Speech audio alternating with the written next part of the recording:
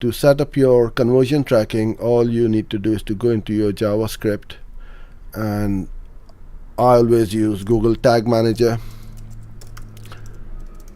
so you can do that quite easily. You have two types of tags in for the tag manager. One goes in the head and one goes in the body. So you save it and then do the same thing again.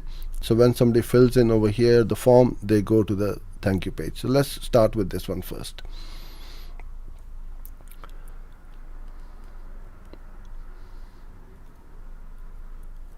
At the moment I have not split tested yet because I've just set it up, and once I know that everything is working fine, then you can see then I can see that I don't need to make the changes on both the pages. So I let it run for a few visitors. Now 3 visitors have already been here, 2 have converted, and then it will show you a conversion rate. Obviously it's very high right now, so that will drop down over a period of time, but you want to keep that conversion rate as high as possible, obviously. So I'm going to go into the edit button.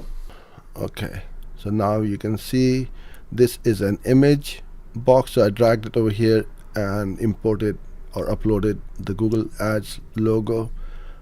Text box, type in the text, video, the form, and then over here the form confirmation on the right hand side. I've got the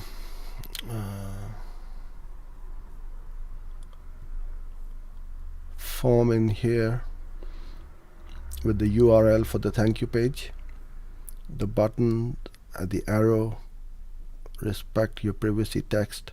Then I've got one more section over here where I've got my headline. So you just keep dragging these in. Icons you can drag on. I've got my social proof, another section you drop in.